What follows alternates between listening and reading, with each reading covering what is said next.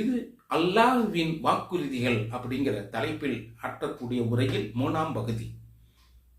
அல்லாஹ்வுடைய வாக்குறுதிகளில் 3வது வாக்குறுதி என்ன அப்படிங்கும்போது, அல்லாஹ் சூரத்துல் பக்ராவில் 182வது வசனத்தில் அல்லாஹ் குறிப்பிடுகிறான், இதா சஅலக இபாதி அன்னி ஃபஇன்னி கரீபுன் உஜீபு தஅவத்தத் தாஇ இதா தஆனி ஃபல்யஸ்தஜீபு லி வல்யுமினு பி லஅல்லஹும் யர்ஷுதூன் அப்படின்னு அல்லாஹ் சொல்லியிருக்கிறான். என்ன சொல்லியிருக்கிறானா? இது அர்த்தம், நீங்கள் என்னிடத்திலே பிரார்த்தித்தால், துஆ செய்தால் நான் அதற்கு பதில் கூறுகிறேன் அப்படிங்கிறத வாக்குறுதி. அதாவது அல்லாஹ் நபி ஸல்லல்லாஹு அலைஹி வஸல்லம் சொல்றான், அவர்கள் என்னை பற்றி கேட்டால் நீங்கள் அவர்களுக்கு சொல்லுங்கள் நபியே, அவர்களுக்கு நான் மிக நெருக்கமாக இருக்கிறேன்.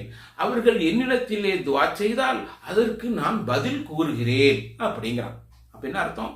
நாம் இஹ்லாஸோடு மன தூய்மையோடு நாம் அல்லாஹ்விடத்துல கேட்டோம்னா அல்லாஹ் என்ன செய்யறான்? நிச்சயமாக அதற்கு பதில் சொல்றான். அல்லாஹ் போய் சொல்லுவானா? அல்லாஹ் அவன் கொடுக்கக்கூடிய வாக்குறுதிக்கு மாறு செய்வானா? நிச்சயமாக செய்ய மாட்டான். இந்த உறுதி நம்ம மனதில் இருந்துச்சுன்னா, இந்த எண்ணத்தை நாம மனதில், அல்லாஹ்வுடைய இந்த வாக்குறுதியை நம்ம மனதில் வச்சுக்கிட்டு துஆ செய்யணும். அல்லாஹ்ட்ட நம்முடைய தேவைகளை என்ன செய்யணும்? அல்லாஹ்ட்ட கேட்கணும். அப்படி கேட்கும்போது என்ன செய்யணும்? நமக்கு முதல் நல்ல அல்லாஹ் நமக்கு வழங்கிய அருள் கொடைகளை சொல்லி, நாம் அனுபவித்துக் கொண்டிருக்கக்கூடிய அருள் கொடைகளை சொல்லி அதற்கு அல்லாஹ்விற்கு நன்றி சொல்லிவிட்டு பிறகு என்ன செய்யணும்? நமக்கும் நம்மை சேர்ந்தோருக்கும் எல்லோருக்குமாக என்ன செய்யணும்? சிறந்த துஆக்களை செய்ய வேண்டும். அப்படி துஆ செய்யும் பொழுது அல்லாஹ் என்ன சொல்றான்? அதற்கு நான் பதில் கூறுகிறேன். ஏன்னா அவங்களுக்கு மிக நெருக்கமாக இருக்கிறேன். நம்ம ஃபோன் செஞ்சு பேச வேண்டியதில்லை, ரொம்ப தூரத்தில் உள்ளவங்களுக்கு உதவிக்க வேண்டிய அவசியம் இல்லை.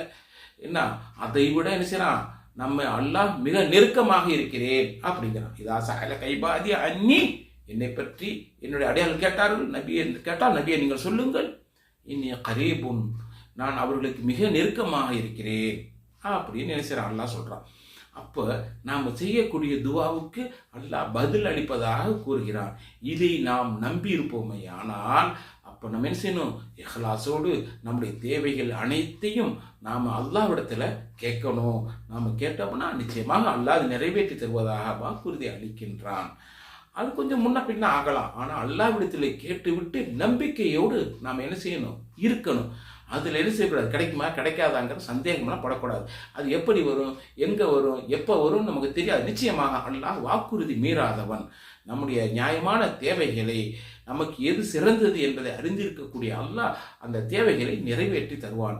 எனவே அல்லாஹ்வின் வாக்குறுதி மீது நம்பிக்கை உள்ள மூமின்களாகிய நீங்கள் அந்த அல்லாஹ்வுடைய இந்த ஒரு வாக்குறுதியும், அதாவது என்னிடத்திலே பிரார்த்திப்பவர்களுக்கு, என்னிடத்திலே துஆ செய்பவர்களுக்கு நான் பதிலளிக்கிறேன் என்ற அல்லாஹ்வுடைய வாக்குறுதியின் நம்பிக்கை வைத்து அவனிடத்திலேயே நம்முடைய தேவைகளை, கஷ்ட நஷ்டங்களை புலம்பி அழுது நாம் துஆ செய்வோமேயானால் நிச்சயமாக அல்லாஹ் நமக்கு நம்முடைய துஆக்களுக்கு பதிலளிப்பவனாக இருக்கிறான். எல்லாம் அல்லாஹ் தஆலா நாம் இருக்கரம் ஏந்தி மன தூய்மையோடு, உள தூய்மையோடு, நம்பிக்கையோடு நாம் செய்யக்கூடிய துஆக்களை ஏற்றுக்கொள்வானாக, அதற்கு பதிலளிப்பானாக என்று பிரார்த்தித்தவனாக முடிக்கின்றேன். அஸ்ஸலாமு அலைக்கும் வரஹ்மத்துல்லாஹி வபரகாத்து.